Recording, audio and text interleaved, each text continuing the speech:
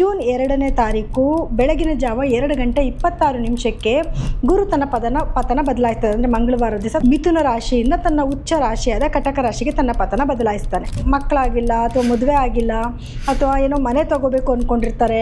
ಈ ಎಲ್ಲ ಕಾರ್ಯಗಳಿಗೂ ಕೂಡ ಒಂದು ಗ್ರೀನ್ ಸಿಗ್ನಲ್ ಸಿಗ್ದಂಗೆ ಈ ಸಮಯದಲ್ಲಿ ಯಾವುದೇ ಕೆಲಸಗಳು ಮಾಡಿದ್ರು ಕೂಡ ಖಂಡಿತವಾಗ್ಲೂ ಒಳ್ಳೆಯದಾಗುತ್ತೆ. ಸೊ ಆಸೆಗಳೆಲ್ಲನೂ ಕೂಡ ನೆರವೇರಿಸ್ಕೊಳ್ಳೋಕ್ಕೆ ಉತ್ತಮವಾದ ಸಮಯ ಇದು. ನಿಮ್ಮ ಜೀವನದಲ್ಲಿ ಇಷ್ಟು ದಿನಗಳ ಕಾಲ ಕೆಟ್ಟದ್ದು ಒಳ್ಳೆಯದು ಎರಡೂ ಕೂಡ ನಡೀತಾ ಇರುತ್ತೆ ಅಂತ ಅಂದ್ಕೊಳ್ಳಿ. ಸೊ ಇನ್ನು ಮುಂದಕ್ಕೆ ಒಳಿತನ್ನ ಜಾಸ್ತಿ ನೀವು ನೋಡಬಹುದು.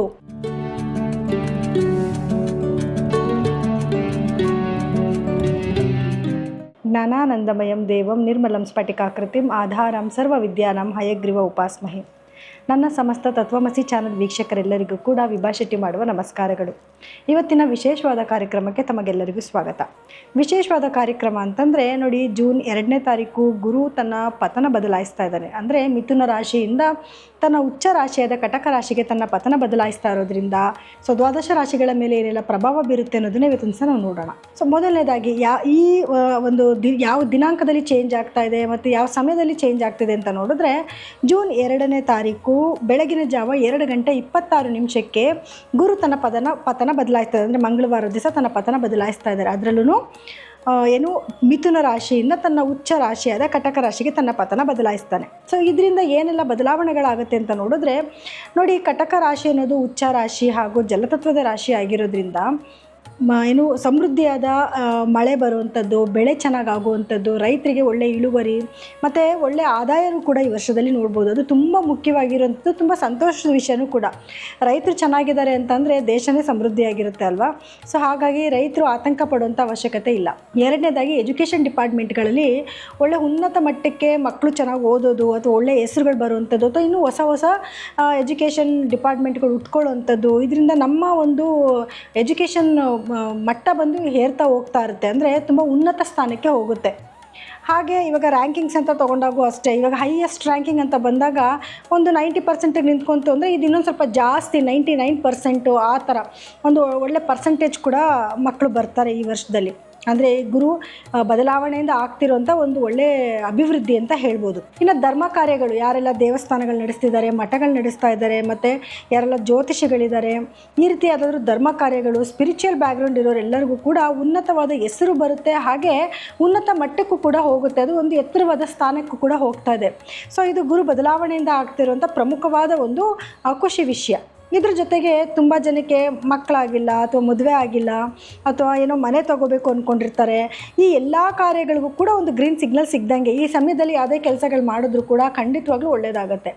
ಆದರೆ ನಾವು ಗ್ರಹಗಳ ಸ್ಥಾನಮಾನ ಅಂತ ನೋಡೋಕೆ ಬಂದಾಗ ಯಾವ ರಾಶಿಗೆ ಗುರು ಯಾವ ಸ್ಥಾನದಲ್ಲಿ ಬರ್ತಾನೆ, ಯಾವ ರಾಶಿ ಮೇಲೆ ತನ್ನ ದೃಷ್ಟಿನ ಬಿಟ್ಟಿದ್ದಾನೆ, ಇದರಿಂದ ಏನೆಲ್ಲ ಪ್ರಭಾವ ಆಗುತ್ತೆ ಅನ್ನೋದ್ರ ಬಗ್ಗೆ ನಾವು ಇವತ್ತಿನ ದಿವಸ ನೋಡೋಣ.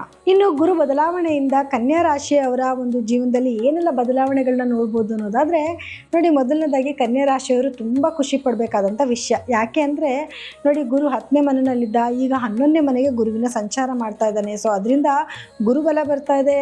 ಯಾರೆಲ್ಲ ಮದುವೆ ಹುಡುಕಾಟದಲ್ಲಿದ್ದೀರ ಅವರೆಲ್ಲರಿಗೂ ಕೂಡ ಮದುವೆ ಯೋಗ ಕೂಡ ಬರೋಂಥ ಒಂದು ಟೈಮ್ ಆಗಿರುತ್ತೆ. ಯಾರಿಗೆಲ್ಲ ಮಕ್ಕಳಾಗಿಲ್ಲ ಇನ್ನು ಅಥವಾ ಮನೆಯಲ್ಲಿ ಗೃಹ ಪ್ರವೇಶಗಳು ಮಾಡ್ತಾ ಇರೋವಂಥವ್ರು, ಮನೆ ಖರೀದಿ ಮಾಡುವಂಥವ್ರು, ಭೂಮಿ ಖರೀದಿ ಮಾಡುವಂಥವ್ರು, ಮನೆಯಲ್ಲಿ ಹೋಮ ಹವನಗಳನ್ನ ಮಾಡ್ಸೋಕ್ಕೆ ಒಂದು ಒಳ್ಳೆ ಸಮಯ ಸಿಗ್ತಿಲ್ಲಪ್ಪ ಅಂತ ಹುಡುಕಾಡ್ತಿರೋರು, ಅವರೆಲ್ಲರಿಗೂ ಕೂಡ ನೀವು ಅಂದ್ಕೊಳ್ಳೋಂಥ ಎಲ್ಲ ಕೆಲಸಗಳು ಆಗುವಂಥ ಒಂದು ಟೈಮ್. ಲಾಭ ಸ್ಥಾನದಲ್ಲೇ ಗುರು ಬಂದಿರೋದ್ರಿಂದ ಉತ್ತಮವಾದ ಲಾಭನೂ ಕೂಡ ತೊಗೊಂಬಂದು ಕೊಡ್ತಾನೆ ನಿಮ್ಮ ಜೀವನದಲ್ಲಿ. ಇನ್ನು ಗುರುವಿನ ದೃಷ್ಟಿಯಿಂದ ಏನೆಲ್ಲ ಹೊಳಿತನ್ನ ನೋಡ್ಬೋದು ನೀವು ಅಂತ ನೋಡಿದ್ರೆ, ಮೊದಲನೇದಾಗಿ ಗುರು ನಿಮ್ಮ 3ನೇ ಮನೆಗೆ ಗುರುವಿನ ದೃಷ್ಟಿ ಇದೆ, 5ನೇ ಮನೆಗೆ ಗುರುವಿನ ದೃಷ್ಟಿ ಇದೆ, ಹಾಗೆ 7ನೇ ಮನೆಗೆ ಗುರುವಿನ ದೃಷ್ಟಿ ಇದೆ. ಸೊ ಎಲ್ಲೆಲ್ಲಿ ನಿಮಗೆ ಜಾಸ್ತಿ ಸಮಸ್ಯೆಗಳಿತ್ತೋ ಆ ಎಲ್ಲ ಮನೆಗಳಿಗೂ ಕೂಡ ಗುರುವಿನ ದೃಷ್ಟಿ ಇದೆ. ಮೊದಲನೇದಾಗಿ 3ನೇ ಮನೆಗೆ ಗುರುವಿನ ದೃಷ್ಟಿ ಇರೋದ್ರಿಂದ ಪರಾಕ್ರಮದ ಮನೆ ಆಗಿರೋದ್ರಿಂದ ನಿಮಗೆ ಸ್ವಲ್ಪ ಧೈರ್ಯ ಜಾಸ್ತಿ ಆಗುತ್ತೆ, ಸ್ಟೆಬಿಲಿಟಿ ಬರುತ್ತೆ. ಏನಾದರೂ ಆಗಲಿ ಬಿಡು, ಸ್ವಲ್ಪ ಧೈರ್ಯವಾಗಿ ಮುನ್ನುಗ್ಗೋಣ ಅನ್ನೋಂಥ ಒಂದು ಕಾನ್ಫಿಡೆಂಟ್ ಬರುತ್ತೆ ನಿಮಗೆ. ನೀವೇನಾದರೂ ಸೋಷಿಯಲ್ ಮೀಡಿಯಾದಲ್ಲಿ ಇದ್ದೀರಾ ಅಂತಂದರೆ ಸ್ವಲ್ಪ ಬೇಗ ಜನಗಳಿಗೆ ಗುರುತಿಸ್ಕೊತೀರಾ, ಸ್ವಲ್ಪ ಬೇಗ ಶೈನ್ ಕೂಡ ಆಗ್ತೀರಾ. ಇನ್ನು ನಿಮಗೆ 5ನೇ ಮನೆ ಗುರುವಿನ ದೃಷ್ಟಿ ಇರೋದ್ರಿಂದ ಗಂಡ ಹೆಂಡತಿ ಮಧ್ಯದಲ್ಲಿ ಬಾಂಡೇಜ್ ಚೆನ್ನಾಗಾಗುತ್ತೆ, ಪ್ರೀತಿ ವಿಶ್ವಾಸ ಜಾಸ್ತಿ ಆಗುತ್ತೆ. ಯಾರೆಲ್ಲ ಪ್ರೇಮಿಗಳಿದ್ರು ಅಂತಂದರೆ ಅವ್ರಿಗೆ ಮದುವೆಗಳು ಸೆಟ್ ಆಗೋದು, ಧೈರ್ಯವಾಗಿ ಹೋಗಿ, ಯಾಕಂದರೆ ಆಲ್ರೆಡಿ 3ನೇ ಮನೆ ಗುರುವಿನ ದೃಷ್ಟಿ ಬಂದಿದೆ, ಧೈರ್ಯ ಬಂತು. ಇನ್ನು ನಿಮ್ಮ ಪ್ರೇಮ ವಿಚಾರನ ಹೋಗಿ ನೀವು ತಂದೆ ತಾಯಿಗಳ ಹತ್ರ ಹೇಳ್ಕೊಂಡು ಮದುವೆ ಸೆಟ್ ಮಾಡಿಸ್ಕೋಬಹುದು. ಖಂಡಿತವಾಗ್ಲೂ ಗ್ರೀನ್ ಸಿಗ್ನಲ್ ಸಿಗುತ್ತೆ, ಪ್ರಯತ್ನ ಪಡಿ. ಇನ್ನು 7ನೇ ಮನೆ ಮೇಲೆ ಗುರುವಿನ ದೃಷ್ಟಿ ಇದೆ. ನಾನು ಮೊದಲೇ ಈಗ 5ನೇ ಮನೆಗೆ ಹೇಳ್ದಂಗೆ ಗಂಡ ಹೆಂಡತಿ ಮಧ್ಯದಲ್ಲಿ ಬಾಂಡೇಜ್ ಚೆನ್ನಾಗಾಗುತ್ತೆ, ಒಬ್ಬರ ಮೇಲೆ ಒಬ್ಬರಿಗೆ ಗೌರವ ಪ್ರೀತಿ ವಿಶ್ವಾಸ ಜಾಸ್ತಿ ಆಗುತ್ತೆ. ಇದು ತುಂಬ ಖುಷಿ ವಿಷಯ. ಯಾಕೆ ಅಂತಂದರೆ ಆಲ್ರೆಡಿ ಶನಿ ಇದ್ದಿದ್ದರಿಂದ ಇದೊಂದು ಸಮಸ್ಯೆನ ನೀವು ಎದುರಿಸ್ತಾ ಇದ್ರಿ, ಏನೋ ವೈಮನಸ್ಯ, ಆವಾಗವಾಗ ಸ್ವಲ್ಪ ಏನೋ ಜಗಳ, ಒಂದು ಸ್ವಲ್ಪ ಮನಸ್ತಾಪಗಳು ಬರ್ತಾ ಇದೆ ಅಂತ. ಸೊ ಇವಾಗ ನಿಮಗೆ ಗುರುವಿನ ದೃಷ್ಟಿಯಲ್ಲಿ ಬೀಳ್ತಾ ಇರೋದ್ರಿಂದ ಅದೆಲ್ಲದಕ್ಕೂ ಒಂದು ಬ್ರೇಕ್ ಬೀಳೋ ಒಂದು ಟೈಮ್.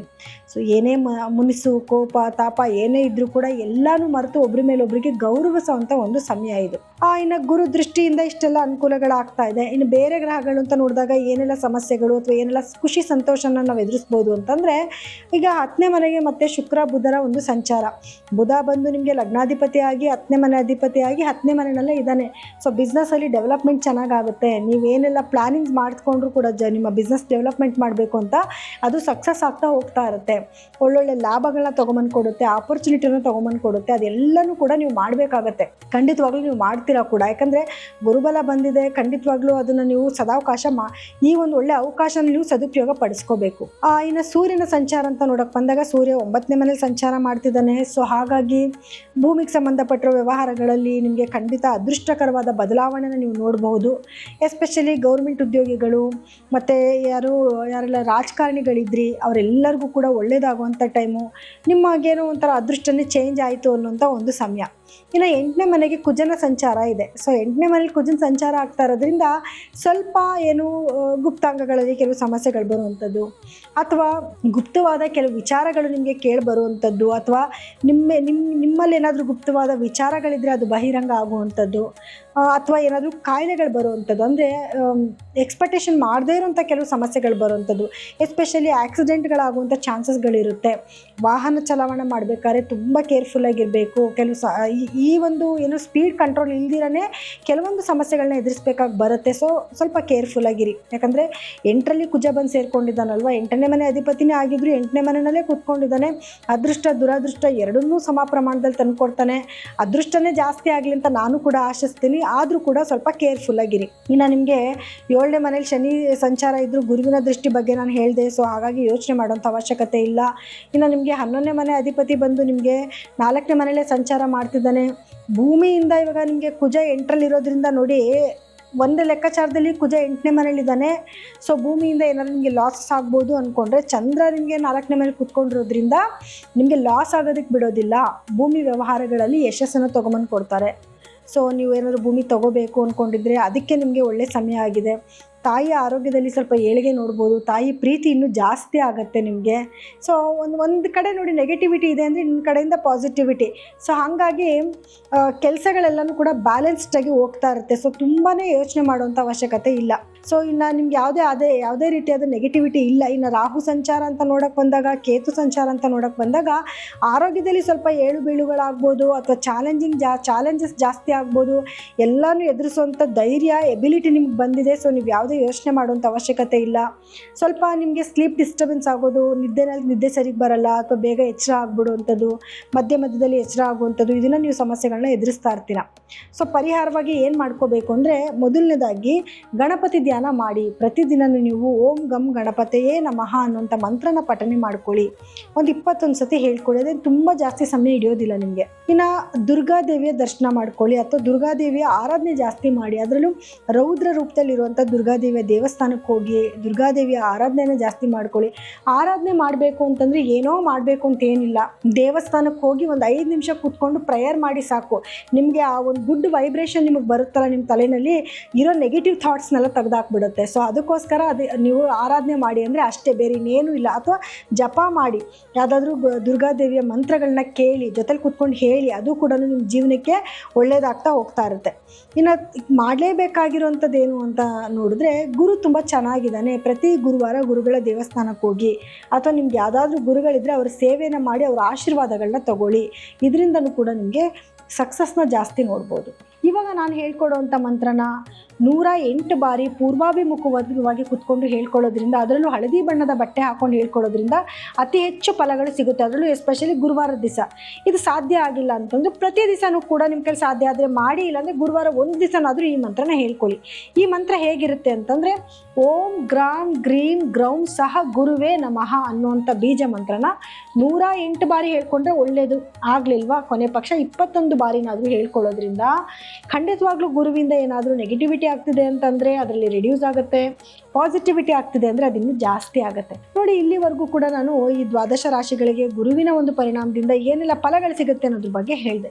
ಸೊ ಪ್ರತಿಯೊಬ್ಬರಿಗೂ ಕೂಡ ಕೆಲವರಿಗೆ ಒಳ್ಳೆಯದು ಇದೆ, ಕೆಲವರು ಕೆಟ್ಟದ್ದು ಇದೆ. ಆದರೆ ನಿಮ್ಮ ದಶಾಭುಕ್ತಿಗಳು ಹೇಗೆ ನಡೀತಿದೆ ಮತ್ತು ನಿಮ್ಮ ವೈಯಕ್ತಿಕ ಜಾತಕದಲ್ಲಿ ಗ್ರಹಗಳ ಸ್ಥಾನಮಾನ ಹೇಗಿದೆ ಅನ್ನೋದ್ರ ಮೇಲೂ ಡಿಪೆಂಡ್ ಆಗುತ್ತೆ. ಆದ್ದರಿಂದ ಒಂದು ಸತಿ ನಿಮ್ಮ ಜಾತಕಗಳನ್ನ ಪರಿಶೀಲನೆ ಮಾಡಿಸ್ಕೊಂಡು ಅದಕ್ಕೆ ತಕ್ಕ ಪರಿಹಾರಗಳನ್ನ ಮಾಡ್ಕೊಳ್ಳಿ. ಇದ್ರ ಜೊತೆಗೆ ಏನು ಅಂತಂದರೆ, ನಿಮಗೆ ಏನಾದರೂ ಜಾತಕಗಳನ್ನ ತೋರಿಸ್ಕೊಬೇಕು ಅಂತಂದರೆ ಕೆಳಗಡೆ ಸ್ಕ್ರೋಲ್ ಆಗ್ತಿರೋಂಥ ನಮ್ಮ ನಂಬರ್ಗೆ ಕೂಡ ನೀವು ಕರೆ ಮಾಡಿ ಜಾತಕಗಳನ್ನ ತೋರಿಸ್ಕೋಬೋದು. ಹಾಗೆ ಎಲ್ಲರೂ ಕೂಡ ಗುರುವಿನ ಬದಲಾವಣೆಯಿಂದ ಕೆಲವರಿಗೆ ನೆಗೆಟಿವ್ ಪಾಸಿಟಿವ್ ಎರಡೂ ಆಗ್ತಾ ಇದೆ. ಸೊ ನಾನು ಹೇಳ್ಕೊಡೋವಂಥ ಈ ಮಂತ್ರನ ಪ್ರತಿಯೊಬ್ಬರು ಕೂಡ ಪ್ರತಿದಿನ ಕೊನೆ ಪಕ್ಷ 5 ಬಾರಿನಾದರೂ ಪಠನೆ ಮಾಡಿ. ಸಾಧ್ಯ ಆಗಿಲ್ಲ ಅಂದರೆ ಒಂದೇ ಒಂದು ಸತಿನಾದರೂ ಹೇಳ್ಕೊಳ್ಳೋದ್ರಿಂದ ಎಂತೆಂಥ ನೆಗೆಟಿವಿಟಿ ಬಂದರೂ ಕೂಡ ನೀವು ಅದರಿಂದ ಪಾರಾಗ್ಬೋದು.